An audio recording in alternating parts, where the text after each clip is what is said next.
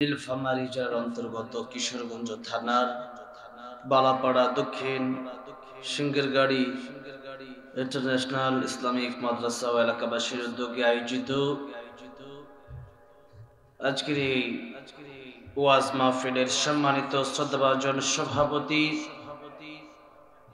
আলহাজ মোহাম্মদ গোলাম রসুল বাদল সাহেব, আল্লাহ ওনার হায়াত দারাজ করেন, কথা বলেছেন। বিশিষ্ট ইসলামী চিন্তাবিদ, মুফাসসির কোরআন, ইমান দীপ্ত ইমান জাগানি আলোচনা করেছেন শেরপুর শহীদ আলিয়া কামিল মাদ্রাসা বগুড়া সহকারী অধ্যাপক। এই মাদ্রাসার মাঠেই বছরে আমি একটা প্রোগ্রাম করেছি, আলিয়া মাদ্রাসার মাঠেই শেরপুরে, বগুড়া শেরপুরে। আব্দুল আমিন সাহেব আমাকে দাওয়াত করেছিলেন, মৌলানা আব্দুল আমিন সাহেব। সেই মাদ্রাসারই তিনি সহকারী অধ্যাপক, আমাকে অত্যন্ত ভালোবাসেন তিনি, আমি অত্যন্ত মহব্বত করি আল্লাহর জন্য। অধ্যাপক আলহাজ মুফতি আব্দুল কাদের সালেহী দামাত বারাকাতুহু, আল্লাহ ওনার দ্বীনি খেদমতগুলো কবুল মঞ্জুর করেন, পড়েন আমিন। আজকের মাহফিলের তৃতীয় আলোচক আলোচনা যিনি করেছেন আমার অত্যন্ত প্রিয় বন্ধুবর, যদি একটু বয়সে বড়, আমার সাথে লম্বা সময় ধরে ওনার ওঠা বসা। উনি আমাকে মূলত এই মাহফিলটাই দাওয়াত করেছেন। উত্তরা ঢাকার আব্দুল ইলাহ ফাউন্ডেশন এতিমখানা মাদ্রাসার এই পুরা মাদ্রাসায় সব বাচ্চারা এতিম, সব এতিম বাচ্চা ওই মাদ্রাসায়। আলহামদুলিল্লাহ, এতিম বাচ্চাদের জন্য এই মাদ্রাসার মালিক অনেক ভিআইপি সুন্দর বিল্ডিং, খাবারের ব্যবস্থা করেছেন। আপনাদের কোনো বাচ্চা যদি থাকে এতিম, বা এলাকায় যদি কোনো এতিম সন্তান থাকে, আপনারা আমাদের মুফতি আতা আলী মাসুম ভাইয়ের মাদ্রাসায় পাঠিয়ে দেবেন। 1 টাকা খরচ লাগবে না, 1 টাকাও লাগবে না। অনেক ভিআইপি, 12-14 হাজার টাকা একটা বাচ্চার পিছনে খরচ মাসে আমার মাদ্রাসায়। কিন্তু এটা হচ্ছে স্পেশালি শুধু এতিম। আমার সবচেয়ে ভালো লেগেছে যে আজকের এই মাদ্রাসাটার মানে বর্ণনা শুনে আমাদের মুকসিদুল ইসলাম ভাই, তিনি আলহামদুলিল্লাহ দিন প্রিয়, ইসলাম প্রিয় একজন মানুষ। আল্লাহ কয়েকজনকে ইসলামের জন্য কবুল করেন মানুষকে। ওনার অনেক বড় একটা খেদমতি এলাকায় হচ্ছে, নীলফামারী জেলায় হচ্ছে। নীলফামারী জেলাতে আমি অনেক আগে এসেছি, ওই যে নেহাল ভাই, এই যে মদিনার মাটির ইসলামী সঙ্গীত যে শুনেন, ওনার মানে ওনার ইউটিউব চ্যানেল থেকে প্রথমে এই সঙ্গীতটা ভাইরাল হয়েছে, নেহাল লাইভ টিভি। উনি আমাকে অত্যন্ত ভালোবাসেন, আমার সাথে ঢাকাও গিয়ে দেখা করেন। নীলফামারী জেলাটা মানে আমার গাজীপুরের মতোই। আমি অনেকবার এসেছি, 3 দিনের জন্য আসছে। আজকে নীলফামারী, কালকে দিনাজপুর, পরের দিন লালমনিরহাটে প্রোগ্রাম। তো এই এলাকাটাতে এরকম একটা মাদ্রাসার বড় প্রয়োজন ছিল। এই মাদ্রাসার বাচ্চাদেরকে দেখে খুবই আনন্দিত হলাম আমি, যে এই গ্রামের মাদ্রাসায় ছাত্রদের ইংলিশ বলার ধরনটা, বাংলা উচ্চারণগুলো খুবই সুন্দর ছিল। মনে হচ্ছিল যে ঢাকার একটা ইন্টারন্যাশনাল মাদ্রাসা এসেছে। আলহামদুলিল্লাহ বলেন। এই মাদ্রাসায় মানে যিনি শুরু করলেন আমার প্রিয় মুকসিদুল ইসলাম ভাই। আমি শুনলাম মাদ্রাসার মাত্র 500 টাকা একজনের বেতন। আমি বললাম কিভাবে চালান? উনি বললো যে আমার যে ব্যবসা আছে, ব্যবসার যে টাকাটা, সেই টাকা থেকে ব্যবসার লাভের বেশিরভাগ অংশটাই আমি মাদ্রাসায় বাচ্চাদের পিছনে খরচ করি। আলহামদুলিল্লাহ বলেন। মাদ্রাসা চালানো এটা অনেক বড় কঠিন এক ব্যাপার। তবে আল্লাহ রাব্বুল আমিন আল্লাহর কিছু বাছাইকৃত বান্দাদের মাধ্যমে প্রতিষ্ঠানগুলো চালান। আমার প্রাইভেট মাদ্রাসা, আমি জিজ্ঞেস করলাম কেমনে পারেন? আমার মাদ্রাসায় 8,000 টাকা মাসিক বেতন। আর আমি যে মাদ্রাসার ভাইস প্রিন্সিপাল, 2000 স্টুডেন্ট। আর রাহিন ইন্টারন্যাশনাল মাদ্রাসা নারায়ণগঞ্জ, সেই মাদ্রাসায় 2000 স্টুডেন্ট, 10,000 টাকা সর্বনিম্ন বেতন। সেখানটায় মাদ্রাসা চালাতে আমাদের ওখানে 200 এতিম আছে, 1 টাকাও বাইরে মানুষ থেকে নেওয়া হয় না। ওই যে লাভের অংশ আসে, ওই টাকা তাদেরকে পড়াশোনা করানো হয়। সেখানে 10,000 টাকা বেতন, আর আমার মাদ্রাসায় 8,000। অনেকেই দেয়, অনেকেই কমও দেয়। তো এর মধ্যেও হিমশি খেতে হয়, জিনিসের দাম, এরপরে উস্তাদের বেতন, শিক্ষকদের বেতন, সব মিলে অনেক। আমাদের তো বিল্ডিং ভাড়া দিতে হয় ঢাকাতে। তারপরে এই মাদ্রাসায় এত কমে, আমি একমাত্র এই মাদ্রাসাকে দ্বীনি খেদমত হিসাবেই ধরে নিয়েছি, এবং এটাই হচ্ছে একটা খাঁটি প্রতিষ্ঠান, একটা খালেস দ্বীনি প্রতিষ্ঠান। আল্লাহ যেন এই মাদ্রাসাকে দাওরা হাদিস পর্যন্ত, কিয়ামত পর্যন্ত এই মাদ্রাসাকে কবুল মঞ্জুর করেন। জুড়ে বলেন আমিন। এই মাদ্রাসায় যারা থাকবে এই মাদ্রাসায় পড়াশোনা করে কাল কিয়ামতে যারা জান্নাতে যাবে আল্লাহ যেন তাদের সাথে এই মানুষগুলোকে জান্নাতের মেহমান বানায় দেন। জুড়ে বলেন আমিন। অনেকে আলোচনা করেছেন, একজন পুলিশও আজকে আলোচনা করেছেন দেখলাম, আলহামদুলিল্লাহ। কুমিল্লা বাড়ি, রংপুরে উনি দায়িত্বরত আছেন, আলহামদুলিল্লাহ। উনিও দেখলাম মাশাআল্লাহ তেলাওয়াত খুবই সুন্দর করেছে। এবং এই মাহফিলটাতে আমার ভাই যে কিভাবে এত বড় বড় মানুষদেরকে জোগাড় করেছেন, আলহামদুলিল্লাহ। উনি পুলিশ, এরকম দু একজন আলোচক আছে বাংলাদেশে। আমাদের পুলিশ হলেই যে খারাপ বিষয়টা এরকম না, আমাদের দেশে অনেক ভালো পুলিশও আছে, অনেক ভালো সরকারি কর্মকর্তাও জীবনে 1 টাকাও ঘুষ খায় না, এরকম অনেক পুলিশ আছে। আল্লাহ সব পুলিশগুলাকে এরকম কোরআনের জন্য কবুল করেন। জোরে বলেন আমিন। অনেক উলামায়ে কেরাম আজকের এই প্রোগ্রামে এসেছেন। আমার আগে যিনি আলোচনা করেছেন ওনার সাথে এসেছেন আব্দুল কুদ্দুস সাহেব, আরেকজন এসেছিলেন। উনি আমার সাথে গত বছর লালমনিরহাটে একটা প্রোগ্রাম হয়েছিল। তারপরে এই যে এই মাদ্রাসার যে আমার সাথে বসে খাইরুর নামটা কি, খাবার খাইলো যে, ও হুজুর নামটা কি জানো, বেলাল হোসেন সাহেব। ওনার অনেক বড় প্রতিষ্ঠান, 300-350 ছাত্রছাত্রী আছে, আলহামদুলিল্লাহ। বলেন হাজার হাজার ছাত্রদের উস্তাদ এখানে বসা। অনেক সুন্দর একটি প্রোগ্রামের আয়োজন আজকে করেছেন। যারা এই প্রোগ্রামের আয়োজন করলেন, আসলেন, বসলেন, এই প্রোগ্রামে সহযোগিতা করলেন, শেষ পর্যন্ত মোনাজাতে থাকবেন। আল্লাহ যেন আমাদেরকে একসাথে নবীর সাথে জান্নাতুল ফেরদাউস দান করেন। জোরে বলেন আমিন। আল্লাহ সুবহান মহিয়ান গরিয়ান রব্বুল ইজ্জত ওয়াল জালালের আলিশান দরবারে হৃদয়ের গভীর থেকে শুকর আদায় করছি যে মহান রব্বুল ইজ্জত ওয়াল জালাল আমাদেরকে অত্যন্ত দয়া করে, মায়া করে, ভালোবেসে এই গুরুত্বপূর্ণ সময়ে আমাদেরকে এই কোরআনের মজলিসে আসার বসার তৌফিক দিয়েছেন, নেক হায়াত দান করেছেন। সেজন্য আল্লাহর প্রেমে মাতোয়ারা হয়ে জবান ছেড়ে দিয়ে আল্লাহকে খুশি করার লক্ষ্যে ঈমানের আওয়াজে সকলেই পড়ছি আলহামদুলিল্লাহ। হাজার হাজার মানুষ এই মাহফিলতে উপস্থিত হয়েছেন, কিন্তু আওয়াজ শুনে মনে হচ্ছে আমাদের ঈমানটা বড়ই দুর্বল। তাই আল্লামা সাঈদী রহমাতুল্লাহ আলাইহি বলেছিলেন, বিড়ালের মতো 500 বছর বেঁচে থাকার কোনো লাভ নাই, সিংহের মতো 8 ঘন্টা বাঁচতে চাই। ঠিক না ঠিক? সেভাবে আওয়াজ দিতে হবে মুসলমান। 16 বছর চুপ ছিলেন, এই 16টা বছর যারা হকের পক্ষে ছিল, যারা ন্যায় বিচারক ছিল, যারা দেশের পক্ষে ছিল, এরাই জেলের 14 সিংহের ভিতরে বন্দী হয়ে তাদের জীবন কাটাতে হয়েছে। ঠিক না ঠিক?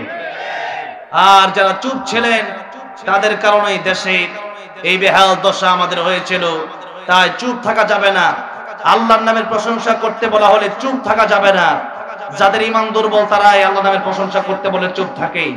রাব্বাকা ফাকাব্বির, আল্লাহর নামের স্লোগান কেউ দেয় না, আবার কেউ দেওয়ার জন্য বন্ধ করে দেয়। এটা হচ্ছে আমাদের জীবনের সবচেয়ে বড় স্লোগান, আল্লাহু আকবার, আলহামদুলিল্লাহ, লা ইলাহা ইল্লাল্লাহ। এটা হচ্ছে আমাদের জীবনের সবচেয়ে বড় বড় একটা ইবাদত, একটা স্লোগান। এই জন্য আল্লাহর নাম বলতে বললে ওরা আসতে বলবেন না, জোরে বলেন আল্লাহু আকবার, জোরে বলেন আলহামদুলিল্লাহ। যেহেতু এটা মাদ্রাসার মাহফিল, তাই আমি প্রাথমিক আলোচনাটা আমি ভূমিকা আর এই যে খুতবা অল্প সময় বলেছি। রাত অনেক গভীর, ইচ্ছা ছিল 10টায় উঠবো, 10টায় উঠে আমি এসেছিও 10টার প্রায় 9টার দিকে, 9টার সময় 9টায়। সবসময় ফ্লাইটে আসা হয়, মোটামুটি আজকে লম্বা সফর, তাই ঢাকা থেকে সেই গাড়ি নিয়ে আসছি। লম্বা সময় কথা বলার ইচ্ছা ছিল, তো আজকে মোটামুটি ঘন্টা খানিক সময় তারপরে আমি আরো আলোচনা করব, যেহেতু মোটামুটি 20 মিনিটের মতো হয়েছে। আমি টাইমের খুবই গুরুত্ব দিই, টাইমটাকে খুবই গুরুত্ব দিতে গিয়ে আমি সাধারণত মাহফিল একটা করি। আমি চাইলে দৈনিক 7টা-8টা প্রোগ্রাম করতে পারি, কিন্তু সাধারণত একটা করি। কেন করি? একটা মাহফিলের টাইম দিতে গিয়ে যেন আরেকটা মাহফিলে যেন আমার মিস না হয়ে যায়, একটা মাহফিলে টাইম দিতে গিয়ে আরেকটা মাহফিল যেন আমার কোনো কারণে আমার হাজার হাজার শ্রোতাবিন্দু যেন কষ্ট না পায়, তাহলে আমার এটা বদদোয়া লেগে যাবে। তাই আমি এই কাজটা করতে চাই। তাই সাধারণত আমি একটা মাহফিলই করার চেষ্টা করি। তাই একটা মাহফিলে আমি আজকে রেখেছি, এখানে আমি এসেছি। সময়ের গুরুত্ব এই জন্য দেই, কোরআন শরীফে একটা সূরা আছে, যে সূরার নাম হচ্ছে টাইম, সময়। বলেন তো সেই সূরা কোন সূরা? বলেন। আলহামদুলিল্লাহ, দুই একজন বলতে পারছে। তার মানে ওনারা আগে অবশ্যই এই বিষয়ে জেনেছে এবং উলামায়ে কেরাম আছে। এখানে আলোচনা করতে খুবই সহজ আমার জন্য। ওয়াল আসর, আসর শব্দের অর্থ হচ্ছে সময়। কি? সময়। আর ওয়াও তো হচ্ছে ওয়াও কসমিয়া আরবি গ্রামার অনুযায়ী, যেমন ওয়াতিন ওয়া যাইতুন ওয়া তুরি সিনিন ওয়া হাদাল বালাদিল আমিন। এই ওয়াওয়ের মাধ্যমে আল্লাহ রাব্বুল আলামিন কসম কাটেন। আমরাও যখন কসম কাটি তখন তিনটা শব্দের মাধ্যমে আমরা কসম কাটতে পারি। আরবিতে ওয়াল্লাহি, বিল্লাহি, তাল্লাহি। তো আল্লাহ রাব্বুল আলামিন ওয়াওয়ের মাধ্যমে কোরআন শরীফের বিভিন্ন জায়গায় কসম কেটেছেন। আর সূরাতুল আসর, এই সূরার নামই হচ্ছে সময়, ওয়াল আসর, অর্থাৎ সময়ের কসম। আল্লাহ রাব্বুল আলামিন যেখানে সময়ের কসম কাটতেছেন, বলেন তো সেই সময়ের মূল্য দাম আছে না নাই?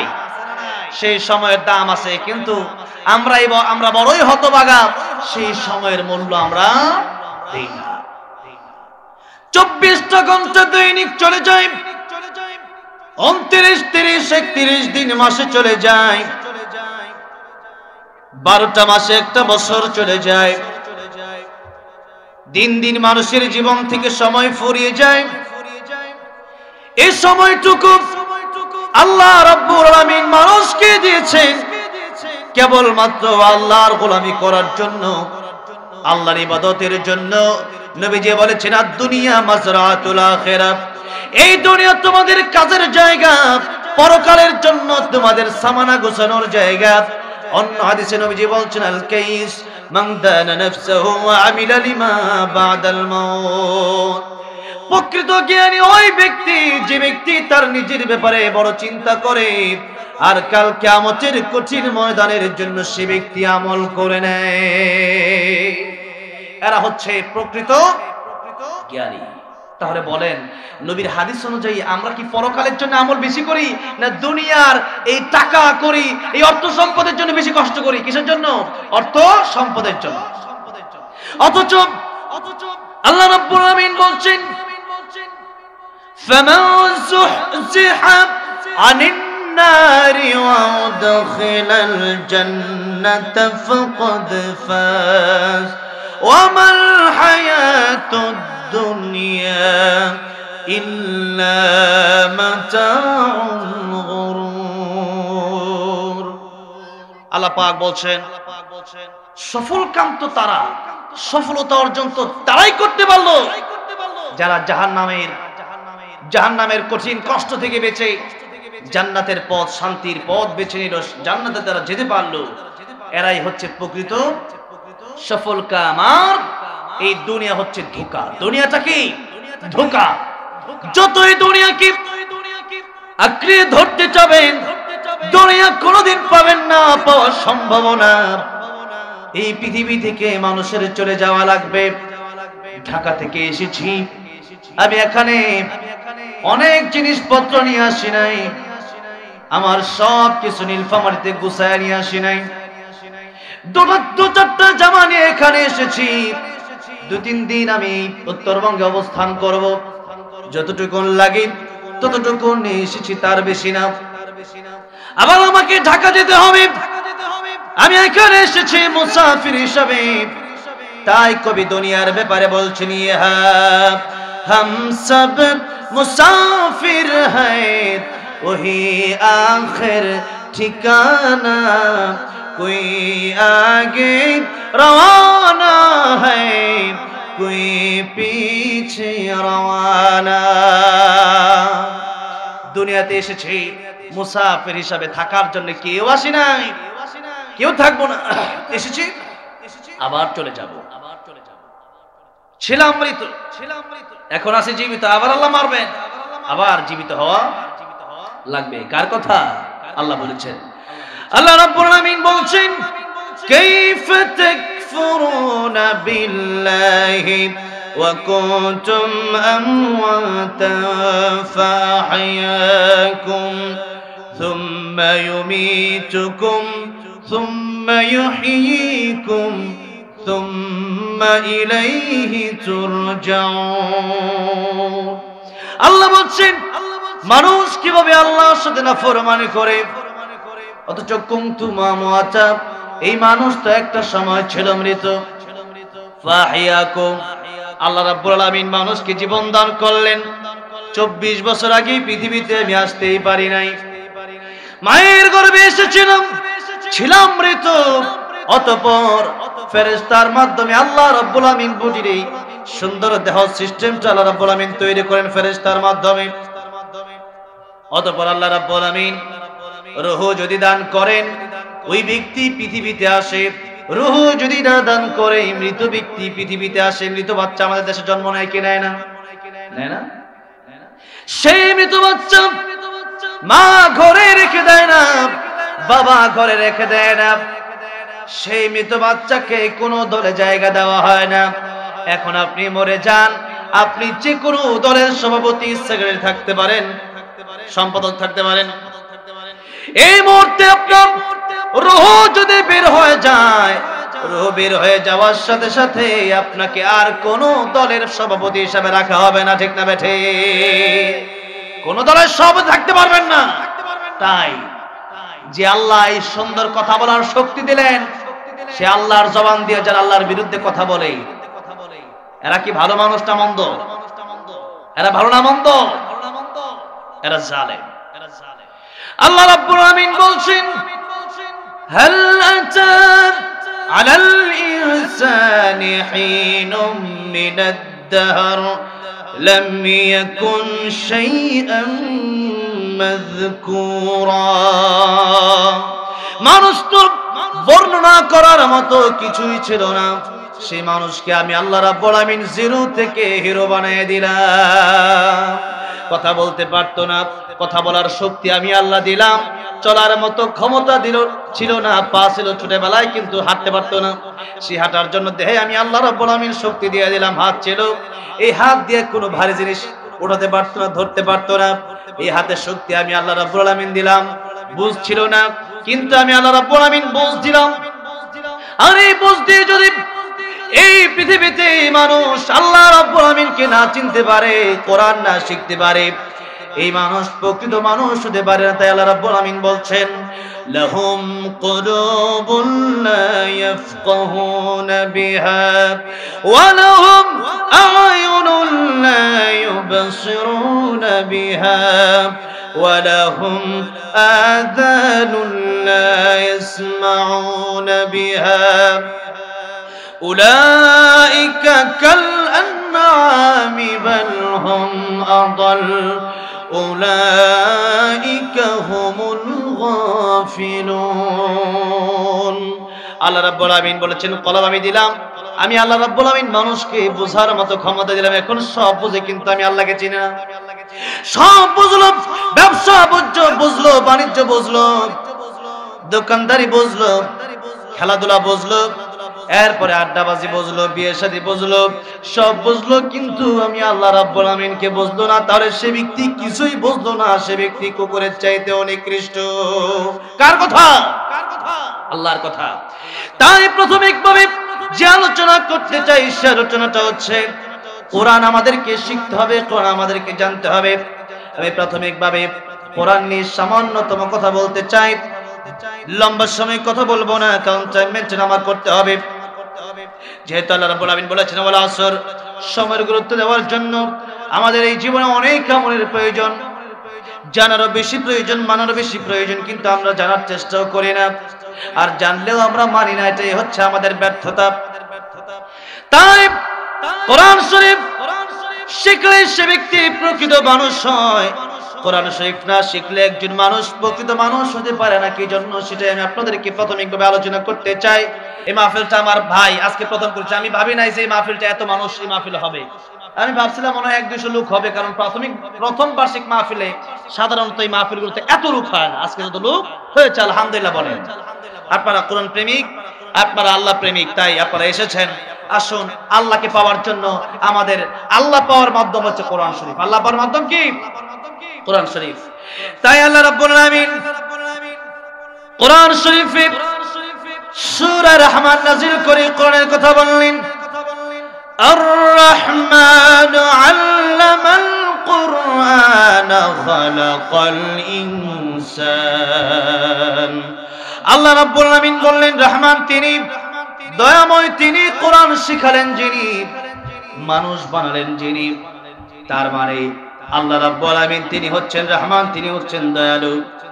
আর তিনি যত দয়া পৃথিবীতে মানুষকে করেছেন সবচেয়ে উত্তম দয়ার নাম হচ্ছে কোরআন শরীফ। সুবহানাল্লাহ। কোরআন শরীফ হচ্ছে আল্লাহর সবচেয়ে বড় নিয়ামত। তাই কোরআনের কাছে যারাই আসে এদের দুনিয়াও শান্তি, পরকালেও শান্তি, পরকালেও মুক্তি। যদি বলেন সুবহানাল্লাহ। সমাধান চাও যদি জীবনে মরণে, ফিরে যাও খুঁজে নাও চোখ রাখো কোরআনে, ফিরে যাও খুঁজে নাও চোখ রাখো কোরআনে। আপনি একটু গাইতে পারবেন আমার সাথে? আমার বলছে মাঝে মধ্যে এক দুটা গজল গাইলে ভালো হয়। তাই কোরআন নিয়ে যেহেতু কথা বলছি, তাহলে কোরআন নিয়ে একটু সঙ্গীত একসাথে গাইতে পারবেন না ইনশাআল্লাহ? সবাই একসাথে।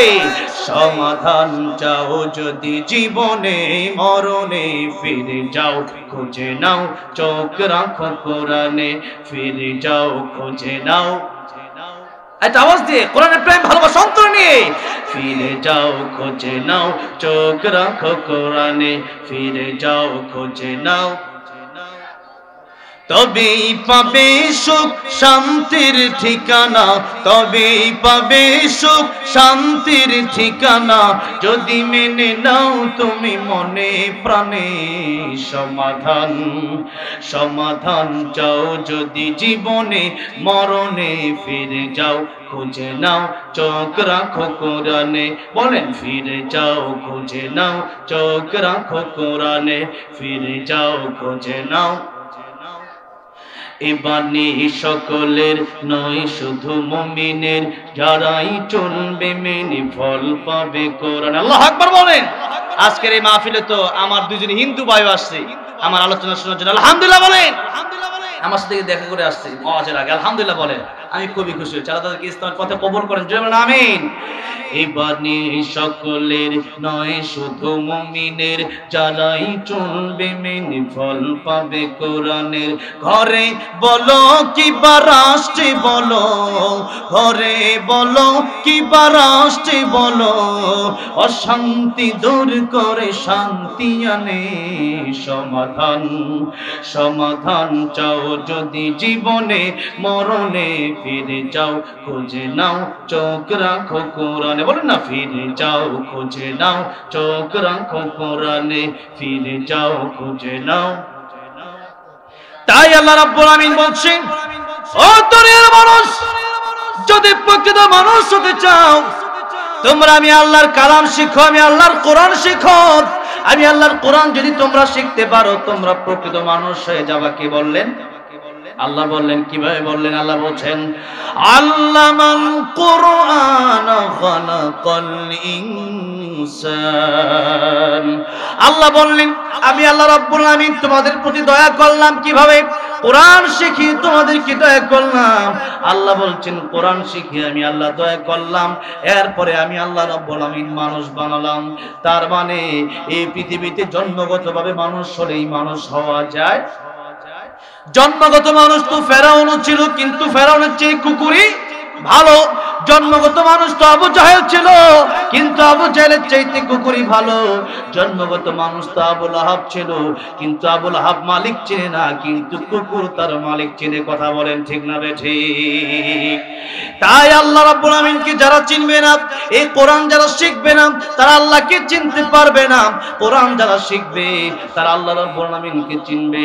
তাই কোরআন যদি শিখতে পারে, আল্লাহ রাব্বুল আমিন বলেন তোমরা প্রকৃত মানুষ হয়ে যাবা। তাই কোরআন শরীফ আমাদেরকে শিখতে হবে, কোরআন শরীফ আমাদেরকে জানতে হবে। কোরআন শরীফ শিখলে যে ইংলিশ শেখা যায় না বিষয়টা এরকম না। কোরআন শরীফ শিখলে যে ডক্টর হওয়া যায় না বিষয়টা এরকম না। কোরআন শরীফ শিখলে যে জজ হওয়া যায় না বিষয়টা এরকম না। আজকের এই মাদ্রাসার ছাত্ররা ইংলিশ বলে দেখায় দিছে যে কোরআন শিখলে বাংলা যেমন শেখা যায় ইংলিশও শেখা যায়। কথা ঠিক না বেঠিক? কারণ দুনিয়াতে যত ভাষা আছে নবী বলেন তোমরা আরবিকে ভালোবাসবা তিন কারণে। জুড়ে বলেন আরবিকে ভালোবাসা লাগবে কয় কারণে? তিন কারণে। এক নম্বর নবী বলছেন আল্লাহর কোরআন শরীফ হলো কোরআন শরীফ আরবি ভাষা। জুড়ে বলেন কোরআন শরীফ কোন ভাষা? কোরআন শরীফ আরবি ভাষা। দুই নম্বর নবী বলেন আনা আরবিয়ুন, আমি নবী আরবি নবী, আমি নবীর ভাষা আরবি। আমাদের নবী আমাদের সবচেয়ে পরম বন্ধু, তিনি হলেন রাহমাতুল লিল আলামিন। আল্লাহ রাব্বুল আলামিনের পরে নবী আমাদের বন্ধু, কারণ আল্লাহ নিজের ব্যাপারে বলেছেন আলহামদুলিল্লাহি রাব্বিল আলামিন। একই শব্দ, আলামিন শব্দ, নবীর প্রশংসা করতে গিয়ে আল্লাহ রাব্বুল আলামিন বললেন ওয়ামা আরসালনাকা ইল্লা রাহমাতাল লিল আলামিন। রাহমাতুল লিল আলামিন নবী, বলেন না রাহমাতুল লিল আলামিন নবী, কোরআনে প্রমাণ। আশিক বিনে কে বুঝিবে আমার দয়ার নবীর শান। নবীর প্রেম ভালোবাসা নিয়ে একটু বলেন না, আশিক বিনে কে বুঝিবে আমার দয়ার নবী আমার মদিনারি বুলবুল।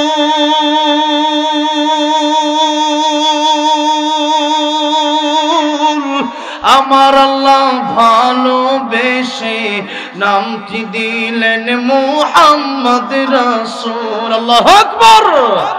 নবী আমার মদিনারি বুলবুল, আমার আল্লাহ প্রেম করিয়া নামটি দিলেন হাবিবে রাসূল।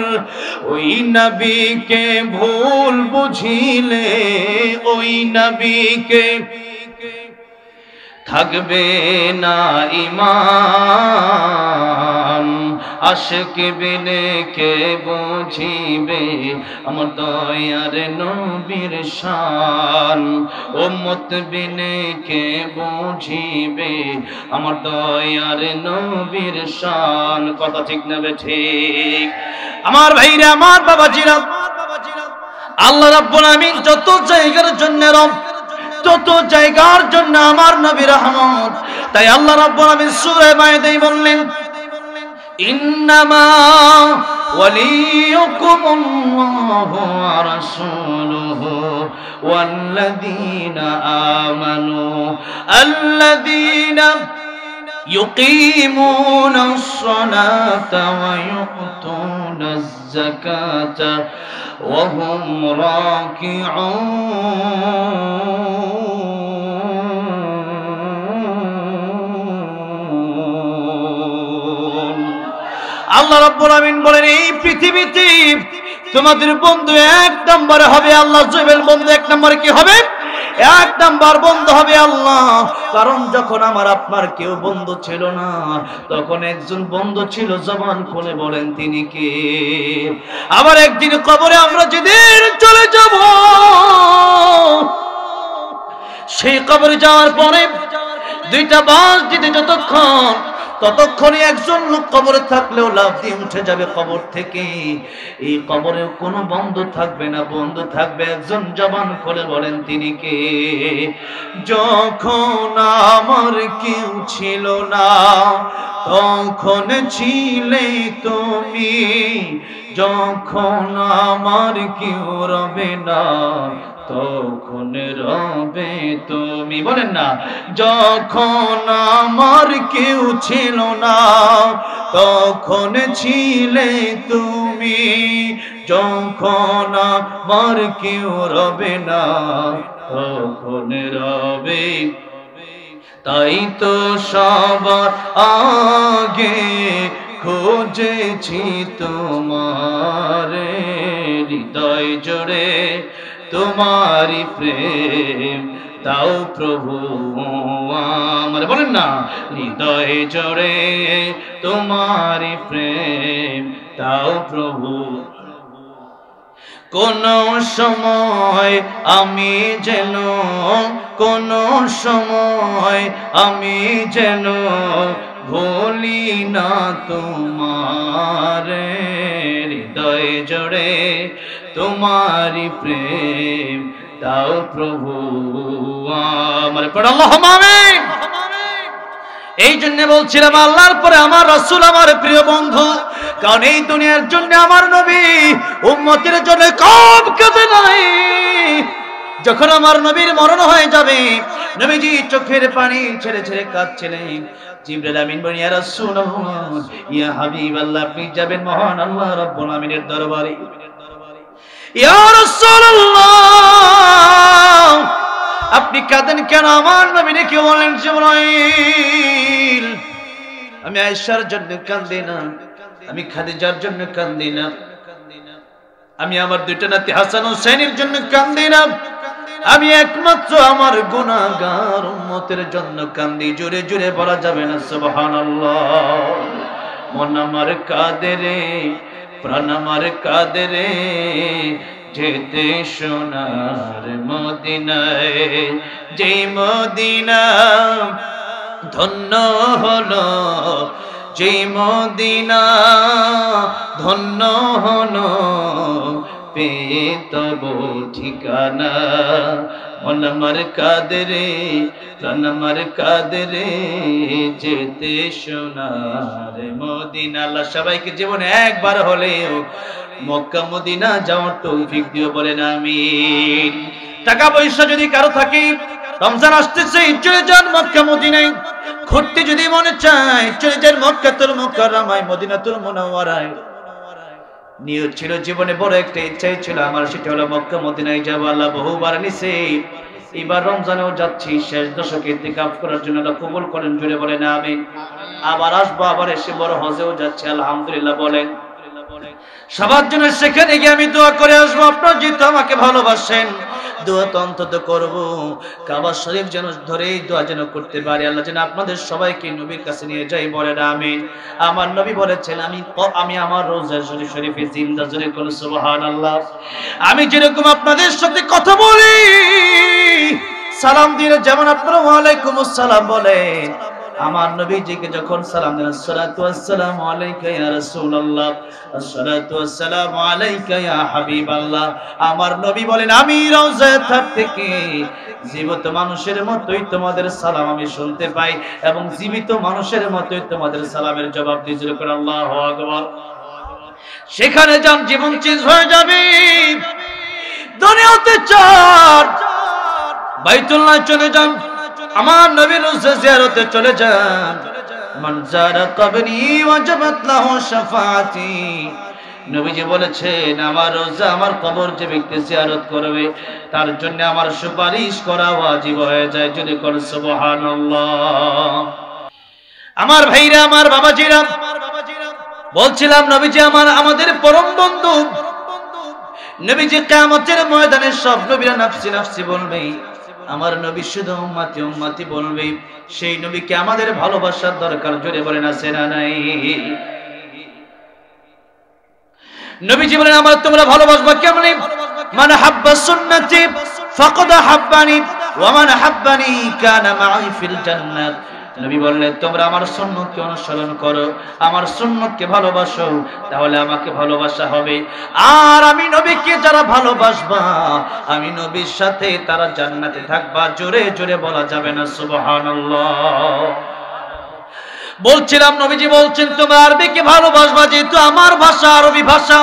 3 নাম্বার কারণ হচ্ছে, মৃত্যুর পরে ইংলিশ ভাষা চলবে না, বাংলা ভাষা চলবে না, এরপরে হিন্দি ভাষা, উর্দু ভাষা, ফার্সি ভাষা, চাইনা ভাষা চলবে না, চলবে একটা ভাষা। জোরে বলেন, ওই ভাষার নাম কি? এবার আপনাদেরকে জিজ্ঞাসা করতে চাই, দুনিয়াতে যে একটা ভাষা আছে, ওই ভাষার নাম বাংলা ভাষা, অথবা আমাদের দেশের যে ভাষা বাংলা ভাষা, এরপরে পাশের রাষ্ট্রে আছে হিন্দি ভাষা, পাকিস্তানে আছে উর্দু ভাষা, এরপরে চাইনাতে চাইনা ভাষা আছে, এরপরে সৌদি আরবে তো আরবি ভাষাই আছে। এই যে এতগুলো ভাষা দুনিয়াতে আছে, সমস্ত ভাষা থেকে কবরে যাওয়ার পরে যে ভাষাটা থাকবে, ওই ভাষার দাম বেশি না কবরে গেলে শেষ হয়ে যাবে ওই ভাষার দাম বেশি? কবরে গেলে যে ভাষা থাকবে ওই ভাষার দাম বেশি। কিন্তু এবার যদি জিজ্ঞাসা করা হয়, তাহলে আরবির প্রতি আপনারা কতটুকু গুরুত্ব দিয়েছেন? জিজ্ঞাসা করলে দেখা যাবে অনেকে কোরআন শরীফ শুদ্ধ করে পারেন না। কোরআন শরীফ যদি শুদ্ধ করে না পারেন, মুসলমান ও ইমানদার ভাইয়েরা, বাবাজিরা, নামাজ কিন্তু হবে না। নামাজ কেন হবে না? কিয়ামতের ময়দানে একটু লক্ষ্য করুন, কিয়ামতের ময়দানে আউয়ালু মা ইউহাসাবু বিহিল আবদু ইয়াউমাল কিয়ামাতিস সালাত, কিয়ামতের ময়দানে সর্বপ্রথম নামাজের হিসাব হবে। বান্দা নামাজের হিসাব দিতে গিয়ে যদি পার পেয়ে যায়, নবীজি বলেন সমস্ত হিসাব দিতে গিয়ে তারা পার পেয়ে যাবে। আর যদি কোনো মানুষ নামাজের হিসাব দিতে গিয়ে ধরা খেয়ে যায়, সমস্ত জায়গায় তারা ধরা খেয়ে যাবে। তার কারণে তাদেরকে জাহান্নামের পথ ধরতে হবে। তাই নামাজ যেমন ওযু ছাড়া নামাজ হয় না, তেমনি ভাবে কোরআন শরীফ শুদ্ধ করে তিলাওয়াত না করলেও নামাজ হয় না। নামাজ ভঙ্গের কারণ কয়টা বলেন? কয়টা? এর মধ্যে প্রথম কারণ কি আপনারা বলতে পারেন? নামাজ অশুদ্ধ পড়া। কি পড়া? অশুদ্ধ পড়া। সেই অশুদ্ধ নামাজ অশুদ্ধ আমরা অনেকেই পড়ি, কিন্তু কোরআন শিখতে আমরা আগ্রহী না। তাই কোরআন শরীফ নিজে শিক্ষা করতে হবে, সন্তানকে শিক্ষা দেওয়ার দরকার নেই। এই সন্তান বলবে আল্লাহ আমার বাবাকে আগে জাহান্নামে দাও, কারণ আমার বাবা আমাকে কোরআন শিক্ষা দেয় নাই। তাই কোরআন শরীফ নিজেকে শিখতে হবে, পরিবারকে কোরআন শিখাতে হবে। আল্লাহ রাব্বুল আলামিন সূরা তাহরীম আয়াত নাম্বার 6 আল্লাহ বলছেন, ইয়া আইয়ুহাল্লাযীনা আমানু কু আনফুসাকুম ওয়া আহলিকুম নারা। হে বান্দারা, নিজেরা জাহান্নামের আগুন থেকে বাঁচো, পরিবারকে তোমরা জাহান্নামের আগুন থেকে বাঁচাও।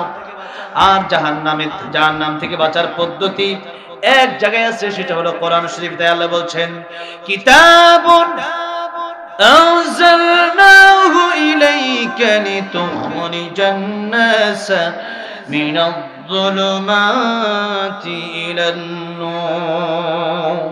আল্লাহ বলছেন এই কিতাব, এই কোরআন আমি আল্লাহ নাযিল করেছি যাতে করে মানুষ জাহান্নামের পথ থেকে জান্নাতের দিকে যেতে পারে।